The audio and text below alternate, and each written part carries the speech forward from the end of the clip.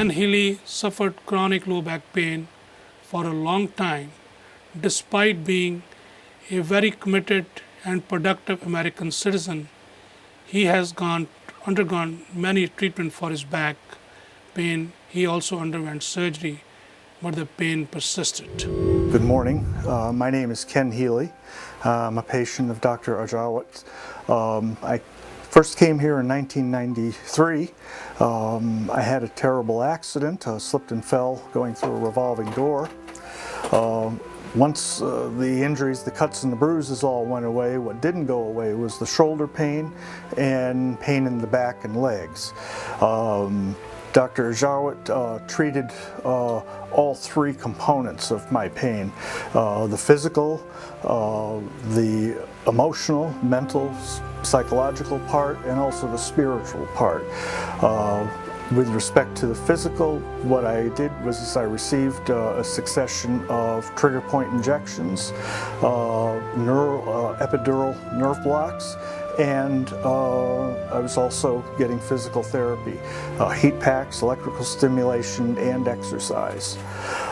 With respect to the psychological, I saw Dr. S.K. Ajrawat, and she treated that component. Recently, in recent times, Dr. Ajrawat has also introduced air pulse meditation, and he taught me how to use that. I find the combination of all three has been very useful in my controlling my pain. Now, for the most part, I'm relatively pain-free. A few times a year, I may need to come in and get like a booster, if you will, but other than that, I'm fine. Gary Grewal, who is from Vancouver, British Columbia, came to see me because of severe low back, lower extremity pain. He has gone to see many physicians and undergone various conservative treatments. He lost his job because of the work absences because of his pain and became very depressed and was taking varieties of medication, became very irritable. It changed his whole life. His life took a nosedive. Hi, my name is Paramjit Grewal. I'm a Canadian-born Sikh from Vancouver, British Columbia.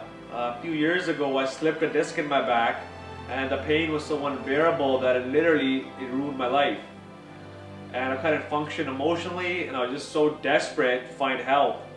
I got a lucky break when I went to a speech conference where Dr. Ajrawat was talking about his air pulse autonomic meditation therapy. And after I heard him talk about his therapy, I made the decision right away to fly down to Washington, D.C., where I attended his pain management center and received state-of-the-art treatments. And from the day one, I felt better right away. And I stayed there for 2 weeks. On the 14th day, I was a new man.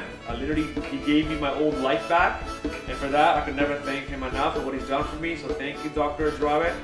I owe you big time, and I don't know how to repay for what you've done for me. The future promise of air pulse meditation therapy. Until now, it has been believed that psychological or psychiatric illnesses were primarily the result of one's environment, psychological makeup, and genetic disposition. Hence, psychoanalysis, psychotherapy, and medication were considered the major ways of treating these disorders. But now, with better research and technology, a fundamental shift is taking place. It was not until the early 1980s that research in Europe and the United States started pointing in the direction of structural changes in the brain and body, especially in the imbalance of neurotransmitters and hormones. As a result of thorough clinical evaluation and new diagnostic techniques such as MRI scan, functional MRI scans, PET scans, and others, we have learned that brain chemistry has a profound impact on our thoughts, emotions, and behavior. Just as there is biological basis for physical pain, there is also a biological basis for emotional pain and depression. That suffering leads to an imbalance of neurotransmitters and hormones, as well as damage to certain important parts of the brain, such as the hypothalamus, the prefrontal cortex, and left temporal lobe, among others. In other words, there is a biological basis for the madness we see in the world.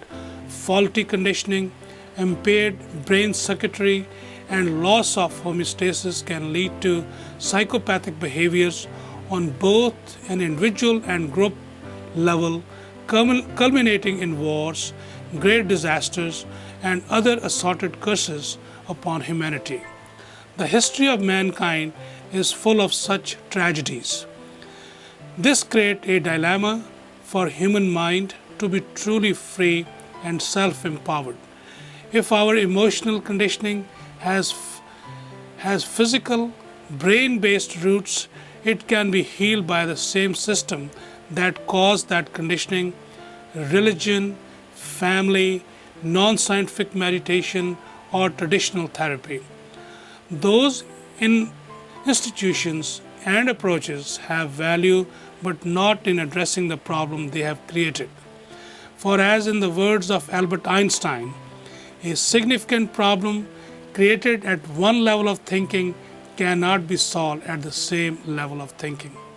Therefore, better approaches are needed to understand the functioning of mind and body, their detours from normalcy, the increasing incidence of mental and physical diseases in modern times, and the ever-growing challenges posed by the speed and pressure of modern life.